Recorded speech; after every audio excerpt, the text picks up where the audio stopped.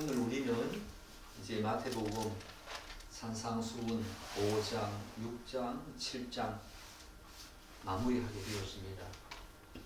오늘 마태복음 7장 24절로 27절까지 말씀, 여러분들이 너무나 많이 들음직한 말씀이지요.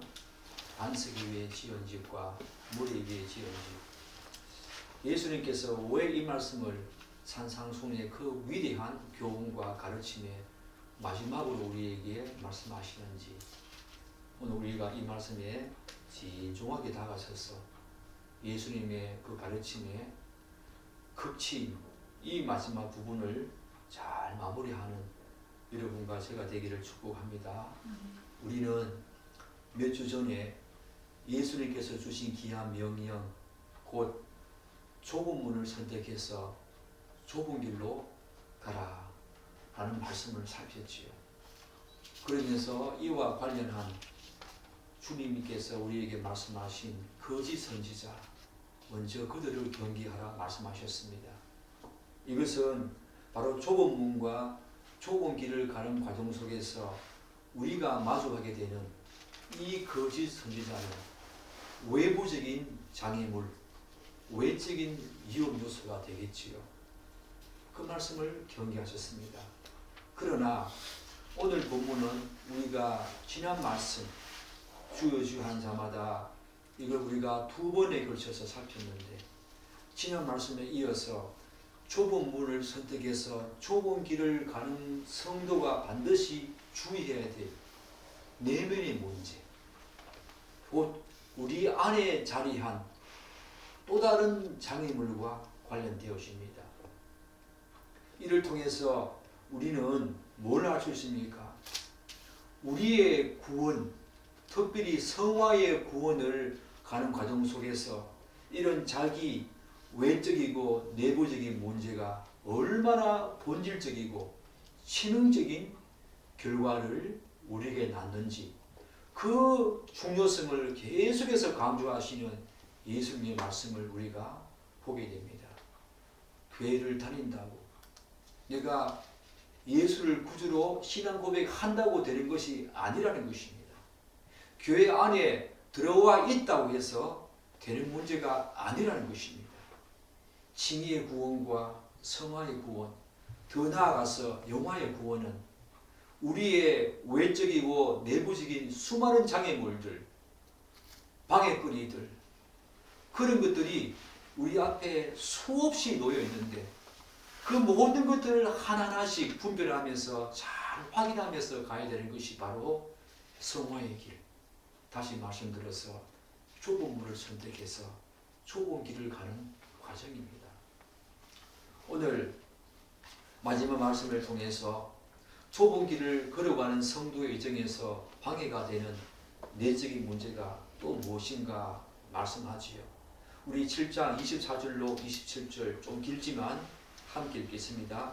그러므로 누구든지 나의 이 말을 듣고 행하는 자는 그 집을 반석 위에 지은 지혜로운 사람 같으리니, 비가 내리고 창수가 나고 바람이 불어 그 집에 부딪히되 무너지지 아니하나니, 이는 주추를 반석 위에 놓은 까닭이요 나의 이 말을 듣고 행하지 아니하는 자는 그 집을 모래 위에 지은 어리석은 사람 같으리니, 비가 내리고 창수가 나고 바람이 불어 그 집에 부딪히매 무너져 무너짐이 심하니라.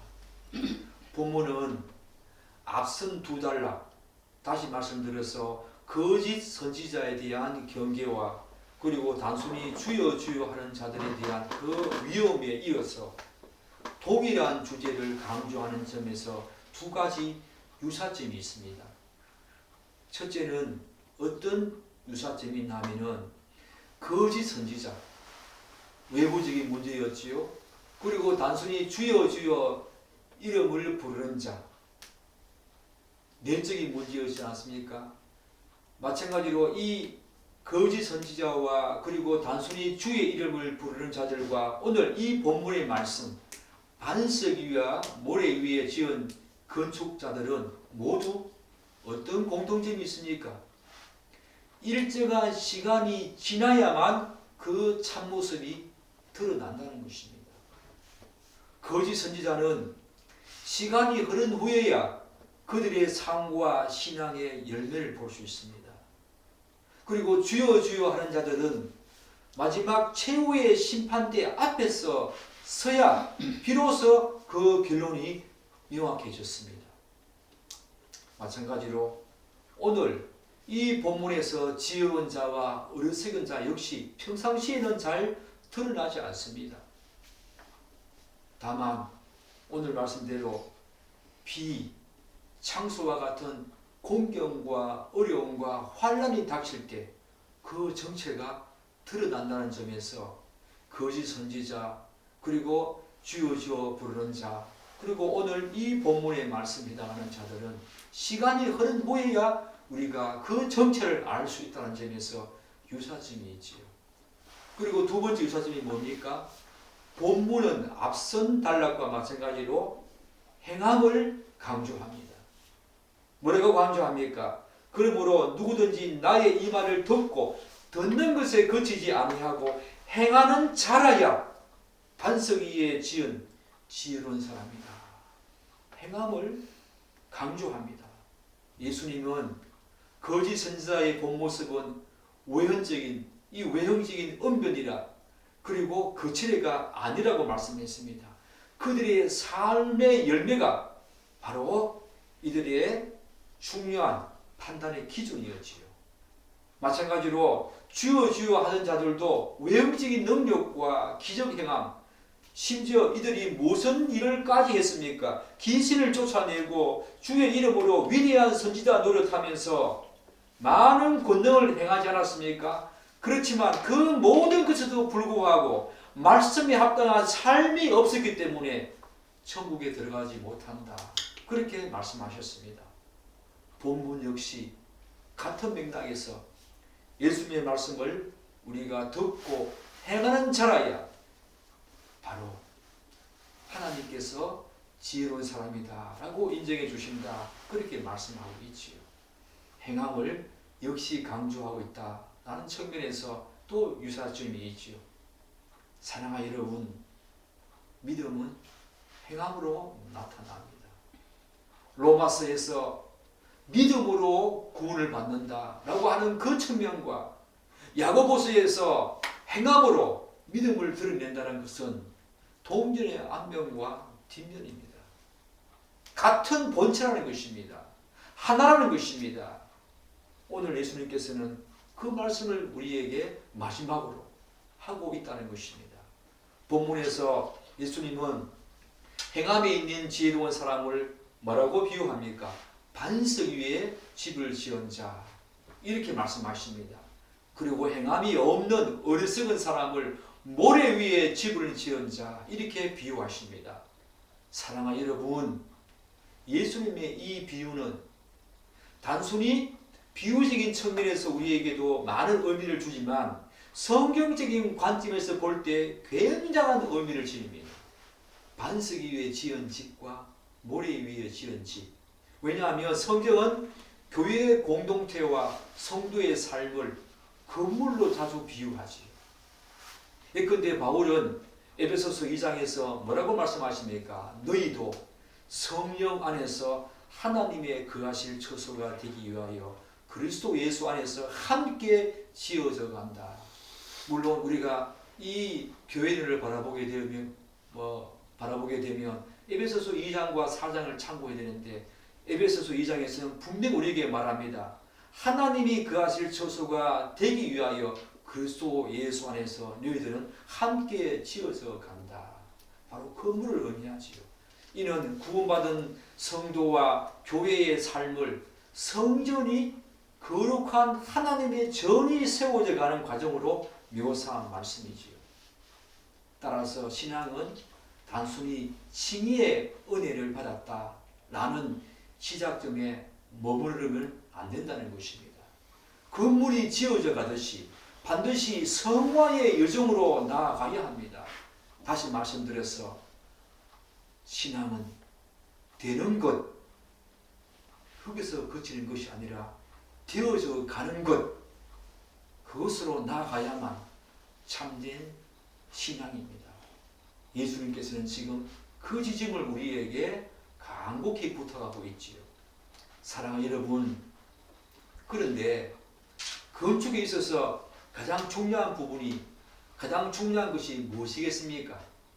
오늘 말씀을 보면 기초입니다. 기초. 외형의 화려함과 편리함도 중요하지만 기초가 부실하면 그 모든 것이 허황하지요. 무너지고 넘어집니다. 신앙 또한 마찬가지입니다. 기초가 어디에 놓이는가에 따라서 생명과 멸망으로 가르는 분수령이 되어진다는 것입니다. 따라서 성도의 행함 역시 반드시 예수 그리스도라고 하는 그 반석 위에 세워져야 합니다. 그 기초 위에 세워져야 합니다. 자신의 지식과 확신이라는 그런 단단한 토대 없이 지식과 확신, 하나님에 대한 지식, 하나님을 아는 확신, 그 단단한 토대 없이 단순히 무엇인가를 하려는 그런 행위주의적인 열심은 오히려 교회 공동체에 해가 되고 또한 자신에게는 멸망으로 가는 길입니다. 그 기초가 얼마나 중요한가. 그러므로 참된 행함은 그리스도를 바르게 알고 그 위에 신앙의 기초를 놓는 것에서부터 출발합니다. 교회에 다니는 것, 그것으로 시작되지 않습니다. 그래서 누가복음은 이 오늘 본문의 배경 구절에서 이렇게 말씀하고 있지 않습니까? 집을 짓되, 오늘 말씀은 없지만 누가복음에서는 이렇게 말합니다. 집을 짓되 깊이 파고 주추를 반석 위에 놓은 사람과 같다. 그자가 바로 지혜로운 자다. 사랑 여러분, 그래서 이 본문과 우리는 누가복음 이 배경 구절을 통해서 좀 더 깊게 오늘 말씀하시는 예수님의 이 교훈이 우리의 삶에 어떤 적용점이 있는가 살펴봐야 합니다. 사랑하는 여러분, 지혜로운 건축자는 먼저 누가복음 배경 구절에서 말하고 있듯이 깊이 파서 기초가 놓일 자리가 단단한 반석임을 확인합니다. 저는 토요일마다 밭에 가서 텃밭을 가꾸지 않습니까? 처음에는 흙이 좀 단단하지 않고 부드러워서 잘 파집니다. 그런데 얼마 안 가서 돌이 있기도 하고 큰 화이 같은 그런 돌에 부딪히기도 합니다. 그런데 어떤 밭은, 어떤 흙은 계속해서 잘 파여지지요. 조금 파서는 그 반석에 돌이 있는지 아니면 여전히 흙이 있는지 모래가 있는지 확인할 수 없다는 것입니다. 건축자는 먼저 깊이 팝니다. 기초가 놓일 자리가 단단한 반석임을 확인합니다. 반면 어리석은 자는 겉만 대충 파고 땅의 본질을 확인하지 않은 채 집을 세우지요. 여기서 중요한 것이 뭐겠습니까? 여기서 정말 중요한 것은 반석 위에 세운 집과 모래 위에 지은 집의 차이가 단순히 땅 위의 표면의 차이가 아니라 얼마나 깊이 파고 기초를 확인했는가 거기에 달려있다는 것입니다. 저는 이 말씀을 묵상하면서 이 부분의 중요성을 다시 한번 깨달았습니다. 단지 보이는 외형적인 측면들, 표면의 차이가 아니라 그 표면을 좀 더 깊이 파서 그 위에 무엇이 있는가, 단단한 돌이 있는가, 여전히 모래와 흙이 있는가, 그것을 확인하는 것이 얼마나 중요한가. 집을 짓기 위해서는 얼마나 중요한가. 다시 한 번 더 우리가 진중하게 이 부분을 생각해야 합니다. 이를 신앙에 적용해보면 성도는 말씀의 깊이를 충분히 파고 들어가야 합니다. 단순히 그달기식 신앙, 피상적인 신앙 고백으로 위기의 순간을 버틸 수 없습니다. 말씀을 깊이 묵상하고 자기 자신을 끊임없이 말씀 앞에 성찰하며 신앙의 기초를 반석이신 예수 그리스도 그분 위에 단단히 세우는 것이, 그것을 얼마나 단단히 세우고 깊이 파서 그 위에 집을 짓는가에 따라서 우리의 신앙은 생명인가 파멸인가 멸망인가로 발현된다는 것입니다. 사랑하는 여러분, 결론적으로 우리는 이 본문에서 두 가지 중요한 적용점을 찾아야 합니다. 하나는 어떤 적용점인가 하면은 먼저 성도는 우리를 구원하신 삼위 하나님, 그분과 그분의 말씀, 곧 성경과 그 속에 담긴 진리 체계를 깊이 파고 연구하여서 그 위에 자신의 신앙과 삶의 기초를 놓아야 합니다. 지혜로운 건축가가 단단한 반석 위에 집을 세우기 위해서 땅을 깊이 파던 그런 수고를 아끼지 않듯이 지혜로운 성도 역시 하나님과 그분의 말씀을 더 깊이 연구하고 더 풍성히 깨닫고자 힘써야 합니다. 하나님께서 누구신지, 그분의 그 본성과 속성과 그분이 무슨 일을 하셨는지, 그분의 그 사역, 그리고 그분이 우리에게 어떤 약속을 하셨는지, 그리고 그분이 지금까지 역사 속에서 어떻게 당신의 구속사를 이어져 왔는지 우리에게 가르쳐주는 이 성경을 누구보다 깊이 파고 연구하고 탐색해야만 우리는 신앙의 기초를 반석 위에 세우는 것입니다. 이처럼 말씀과 진리 체계를 깊이 깨달을 때 그때 참된 행함이 나오지요. 사랑하는 여러분, 행함 자체가 중요한 게 아닙니다. 그 행함은 맹목적인 행함이 될 수도 있고 아무 목적과 목표도 없는, 아무 유익도 없는 그런 행함으로 갈 수 있다는 것입니다. 그러면 어떤 행함이 참된 행함이겠습니까? 바로 반석 위에 예수 그리스도 삼위 하나님의 그 놀라운 진리 체계 위에 행함이 있어야만 그 행함이 바로 참된 행함으로 나아가겠지요. 주여 주여 하는 자 신앙 고백으로 끝나는 것이 아니라 하나님의 말씀 위에 진리 체계 위에 반드시 행함이 있어야만 우리의 행함은 하나님이 원하시는, 그리고 그분이 우리에게 진심으로 원하시는 그 영광된 삶으로 나아갈 수 있다는 것입니다. 그런데 여러분과 저도 신앙생활을 하지 않습니까? 오늘날 교회 안에 적지 않은 사람들에게 나타나고 있는 기형적인 현상 중에 하나가 무엇입니까? 하나님을 믿는다고 하면서 그분을 더 깊이 알고자 하는 그런 영적인 갈망과 목마름이 거의 없다는 것입니다. 주님께서 팔복에서 우리에게 어떻게 말씀하십니까? 의에 줄이고 하나님과의 그 바른 관계, 의에 줄이고 목마른 자가 복이 있다, 그렇게 말씀하지 않습니까? 그러나 많은 사람들은 그런 부분들은 무시한 채 특별한 체험이나 눈에 보이는 은사나 또한 뭔가 기적 행하는 것에 더 많이 목말한다는 것입니다.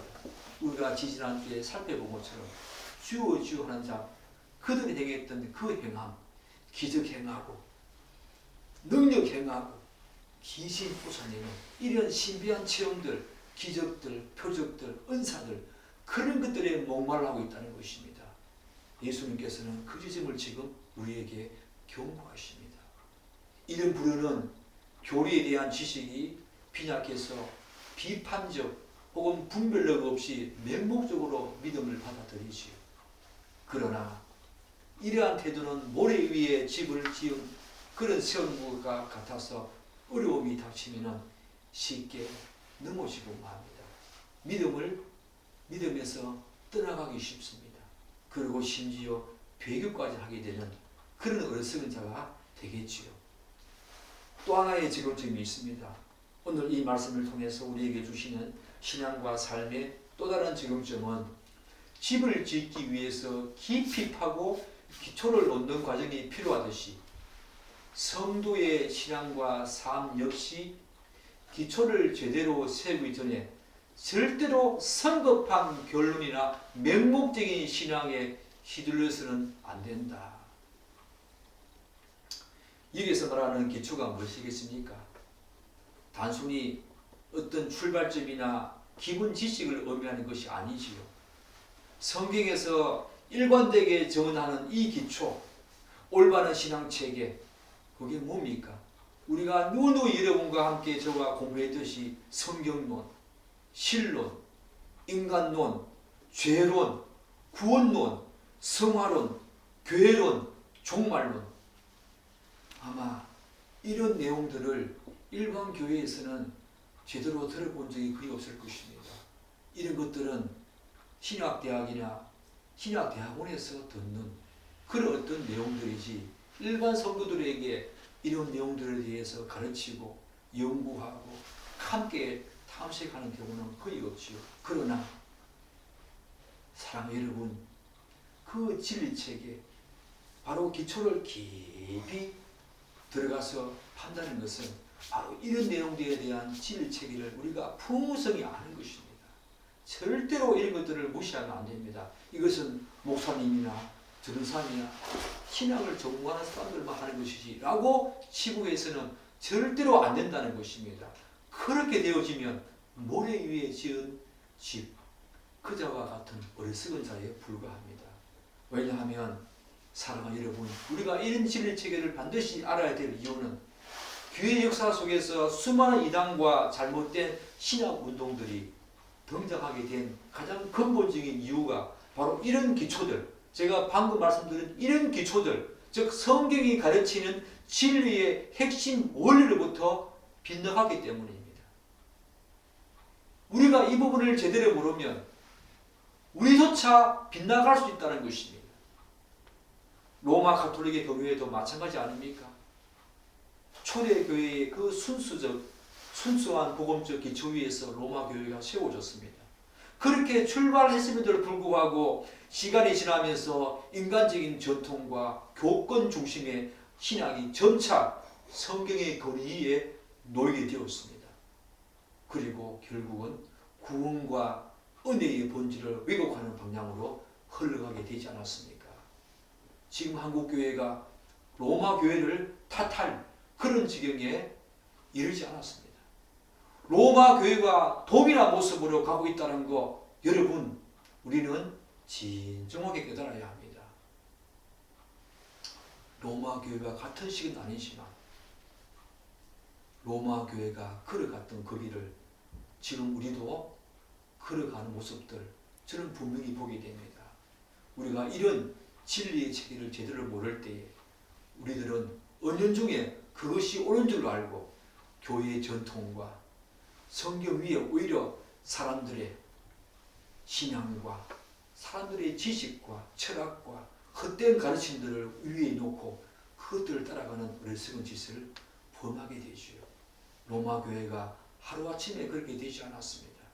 수많은 역사를 통해서 오늘의 모습으로 이르렀듯이 우리 지금 계신 교회는, 기독교회는 그 과정들을 지금 저는 서서히 따라가고 있다.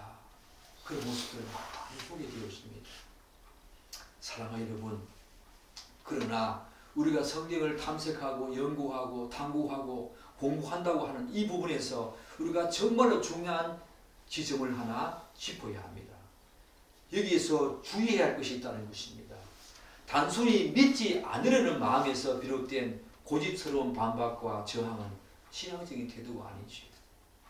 그러나 하나님의 말씀을 더 확실히 붙들고 믿기 위해서 제기하는 질문들, 연구하고 탐색하고 또한 공부하는 것들은 너무나 성경적이고 건전한 태도이지요. 왜냐하면 전자는 아직 거듭나지 못한 사람입니다. 자신의 불신앙적인 반응, 그걸로 말미암아 문제를 제기하고 공부하는 것이지만, 후자는 거듭난 성도가 하나님의 그 말씀을 자신의 경험과 이해로 받아들이지 않고 좀 더 신학적이고 성경적인 의미에서, 즉 성경신학적이고 조직신학적인 의미에서 탐구하려는 문제의식에서 비롯된 것입니다. 여러분이 하나님의 말씀을 공부하고 탐색하고 연구하고 의문을 제기할 때 여러분들은 전자입니까? 후자입니까? 불신앙적인 모습을 드러내기 위해서, 내가 믿지 않기 위해서 그 부분을 계속적으로 팔고 들고 있습니까? 아니면은 성경이 말하는 참된 진리가 무엇인지를 정말 그것을 알고 싶어서 여러분들이 성경을 공부하고 읽고 묵상하고 탐색합니까?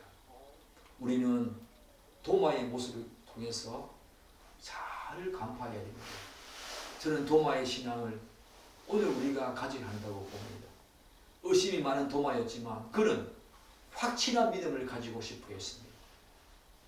우리는 도마를 의심하는 사람이라고 약간 부정적인 태도로 대하는 경우도 있지만 저는 그렇지 않다고 봅니다. 도마는 비록 의심이 많은 자였지만 자기 눈으로 확인하면서 좀 더 확실한 기초 위에서 믿음을 쌓고자 했던 위대한 신앙인이었습니다. 그리고 사도행전 7장에 보면 17장에 보면 베레아 사람들 그런 사람들이 아니었습니까? 그들은 간절한 마음으로 말씀을 받고 그것이 그러한가 날마다 성경을 상고했다고 말합니다. 사랑하는 여러분, 여러분들은 제가 전하는 이 말씀이 정말로 그러한가? 정말로 진리가 맞는가? 그러한가에 대해서 의문을 품으면서 스스로 책을 찾고 공부하면서 성경을 읽어본 적이 있습니까? 그러지 못하다면 여러분의 신앙도 모래 위에 집을 짓는 어리석은 자와 같은 그런 길을 갈 가능성이 많다는 것입니다. 맹목적으로 믿음 생활하는 것이 아니라 정말 그러한가? 여러분이 직접 말씀을 읽고 묵상하면서 때로는 주석을 찾아가면서 진리의 말씀을 더욱더 깊이 알고자 탐색하고 탐구하는 것들은 목회자들만의 일이 아닙니다. 성도들의 일입니다. 왜냐하면 그것이 바로 생명과 멸망을 가름하는 굉장히 중요한 분수이기 때문입니다. 사랑하는 여러분, 그렇다면 마지막으로 오늘 본문에서 지혜로운 건축가가 깊이 파는 수고를 한 후에 기초를 어디에 놓았습니까? 바로 반석이지요. 반석 위에 놓았습니다. 반석은 단단하고 어떤 하중도 버티며 건물을 지탱할 수 있습니다. 눈에 보이지는 않지만 집을 안전하게 세우는 근본입니다. 성경은 이 반석을 누구라고 말합니까? 성경은 이 반석을 누구라고 말합니까? 바로 예수 그리스도. 마태복음 16장에서 그 위대한 신앙 고백을 베드로가 하지 않습니까? 너는 나를 누구로 하느냐? 라고 했을 때 베드로가 뭐라고 반응합니까? 주는 그리스도시요 살아계신 하나님의 반석이다. 그럴 때 예수님께서 바로 너의 신앙 고백 그 반석 위에 내가 네 교회 세우겠다. 바로 이 반석은 베드로의 고백에서 알 수 있듯이 바로 예수 그리스도 그 자신입니다. 출애굽기 17장 6절에서 모세가 반석을 쳤을 때에 생수가 터져 나왔습니다. 이는 예수 그리스도의 십자가 사건을 예표하는 것이지요. 그분이 흘리신 보혈을 마시는 자는 영원한 생명수를 얻게 된다는 것을 의미하지 않습니까? 바울도 고린도전서 3장에서 이 닦아두은 것 외에 다른 틀을 둘 자가 없으니 이 틀은 이 반석은 곧 예수 그리스도라고 선포합니다. 그렇기 때문에 성도의 신앙과 교회의 유일한 기초는 반석은 예수 그리스도 그분뿐입니다. 사랑하는 여러분, 그런데 오늘날 많은 그리스도인들이 혹은 많은 사람들이 그 기초를 그리스도 위에 두지 않고 세상의 사상과 철학과 종교적인 포괄주의, 포스트 모던주의, 신비적인 체험, 심지어 교회의 규모나 목회자의 명성에 그 기초를 두려고 합니다. 나는 이런 유명한 교회에 이런 유명한 설교자가 설교하는 교회에 다니니까 나는 반석을 기초 위에 놓은 사람이야. 나는 분명히 구원받은 사람이야 라고 생각하는 경향이 있다는 것입니다. 이런 신앙은 모래 위에 집을 지을 것과 마찬가지지요. 겉으로는 화려합니다. 웅장할지도 모르겠습니다. 기초가 잘못되기 때문에 그렇지만 결국 무너지게 되겠지요. 사랑하는 여러분, 우리는 예수 그리스도 그분 이외에 다른 반석을 구할 수 없고 또한 구할 수도 안 됩니다.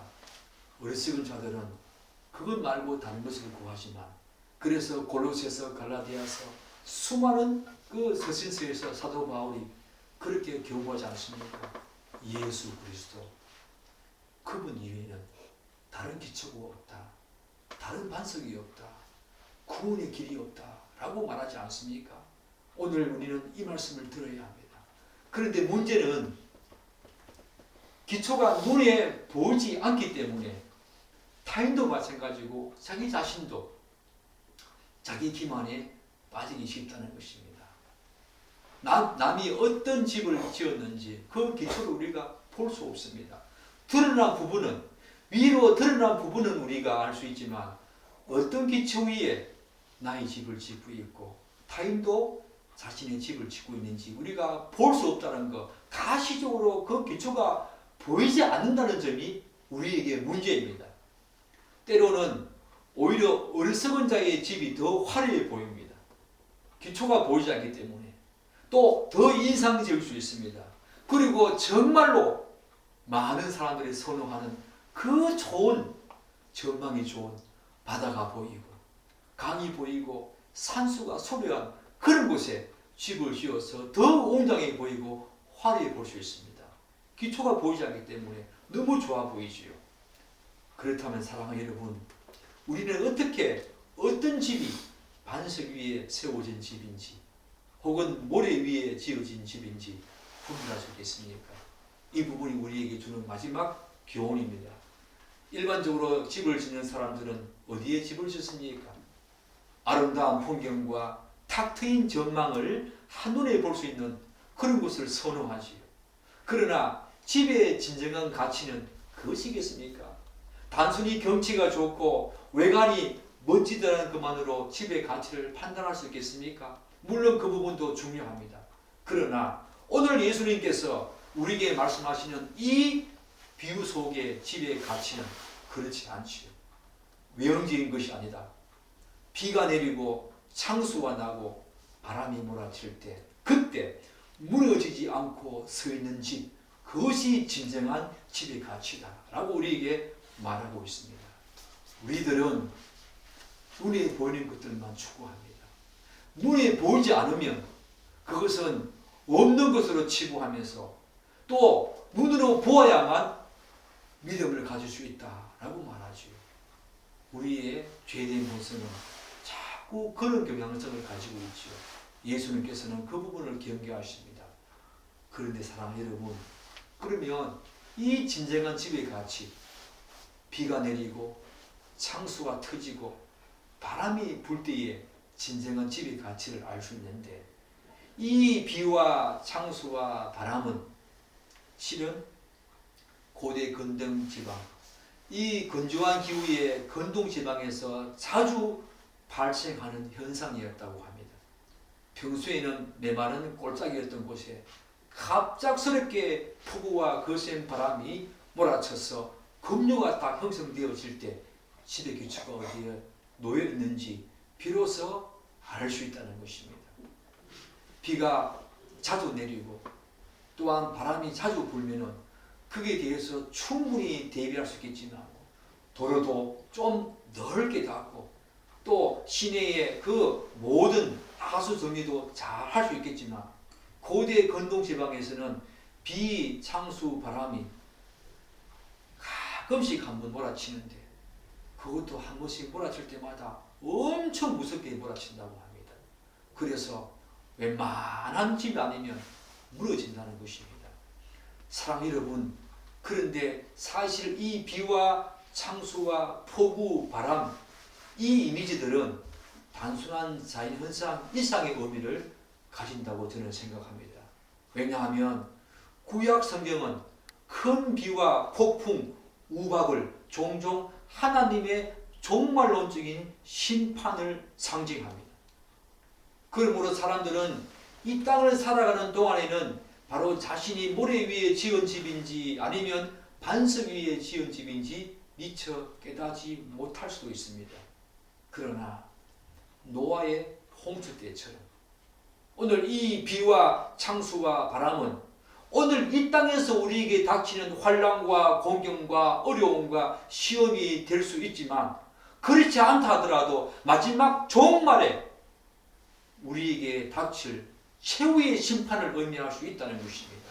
마지막 날에 그 사실이 드러날 수밖에 없습니다. 이 땅에서는 혹시나 이런 시험과 환난을 우리가 거치지 않는다 하더라도 이 말은 창수와 바람과 우박 이런 것들은 최후의 심판을 의미하기 때문에 마지막 최후의 심판 때 그 심판대 앞에서는 여러분과 제가 어느 기초 위에 집을 지었는지 다 드러난다는 것입니다. 사랑하는 여러분, 우리는 이 창수와 비와 바람, 폭우들 이런 것들을 우리의 삶에 분명히 적용해야 합니다.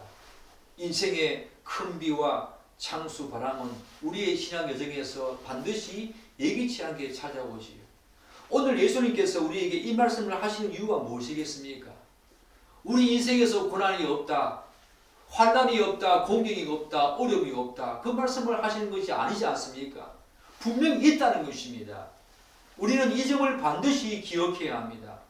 그리고 이 우리 인생 가운데에서도 예기치 않는 이런 모습들이 우리에게 분명히 다가오지만 동시에 성경은 이것을 최후의 심판의 상징으로 제시하기도 합니다. 그러므로 평안할 때는 누가 반석 위에 집을 지었는지 또한 모래 위에 집을 지었는지 쉽게 구분이 안 되죠. 그러나 주하는 자마다 그 자들이 마지막 최후의 심판대 앞에서 결국 모래 위에 지은 집으로 판명이 났듯이 여러분과 저의 삶도 인생 가운데에서는 우리가 예기치 않는 어려움을 공경을 우리가 직면하지 않는다 하더라도 최후의 심판대 앞에서 그 최후의 심판을 의미하는 이 인생의 창수와 바람과 이 폭우는 분명히 우리에게 다가온다는 것 분명히 우리는 기억하고 또한 살아야 합니다. 사랑하는 여러분, 여러분은 지금 어느 편에 속해 있습니까? 지혜로운 집, 반석 위에 지은 지혜로운 사람 맞습니까? 아니면 나는 교리 같은 거 싫어. 그냥 목사님이 말씀하신 대로 그냥 따라 살 거야. 그냥 맹목적인 신앙을, 맹목적인 믿음을 여러분들은 계속 추구하고 계십니까? 사랑하는 여러분, 여러분들도 열심히 베레아 사람처럼 이 말씀이 정말로 하나님의 말씀이 맞는가 탐색하고 연구하고 공부해야 합니다. 그 진리체계 위에 여러분의 행함을 세워야 합니다. 행함을 많이 강조하지만 중요한 것은 그 행함이 어느 기초 위에 행해지는 행함인가가 중요하지요. 예수 그리스도 그분이 진리 위에 우리가 과연 행함으로 나가고 있는가? 아니면 이 세상의 철학과 사상과 포스트 모더니즘 그리고 은사와 신비한 체험들, 기적들, 표적들 그것을 기초로 삼고 여러분이 교회에서 봉사하거나 희생하거나 섬기려고 하고 있는가? 오늘날 한국교회는 행함을 많이 강조하고 있지만 교회의 봉사와 희생을 많이 강조하고 있지만 사랑을 많이 강조하고 섬김을 많이 강조하고 있지만 그 섬김과 사랑과 희생의 그 기초가 예수 그리스도 그분 반석 위에 세워진 행함을 강조하는지 단순히 목회자들이 강조하는 그런 행함을 뭐 판단이나 분별력 없이 맹목적으로 따라가는 행함인지 우리는 잘 분석해야 합니다. 분별력 있게 우리는 잘 파악해야 합니다. 말씀을 잘 따라야 합니다. 사랑하는 여러분, 예수님께서 이 마지막 부분에서 산상수훈의 마지막 부분에서 이 부분을 가지고 우리에게 마지막으로 말씀으로 결론 짓는다는 거 여러분 기억해야 합니다. 여러분의 집은 모래 위에 지은 집입니까? 아니면 모래 위에 집을 짓고 있습니까? 아니면 반대로 반석 위에 집을 지은 집입니까? 그리고 반석 위에 집을 짓고 있는 지혜로운 자입니까? 사랑하는 여러분, 아무쪼록 여러분과 저 은희 우성교회 가족들 그리고 조국계 위에 이런 축복을 주셔서 모든 기초를 반석 위에 든든히 놓고 여러분의 신앙과 삶, 행함이 있는 참된 지혜로운 사람으로 나아가기를 축복하고 또 기대합니다. 아멘. 여러분과 제가 이런 하나님께서 예수님께서 마지막으로 요구하시는 이 내용들을 귀담아 듣고 참으로 내 신앙이 어떠한가 다시 한 번 더 생각해보고 분별하고 잘 판단해서 깨달은 은혜에 있기를 또한 간절히 기대하고 기도합니다. 기도하겠습니다.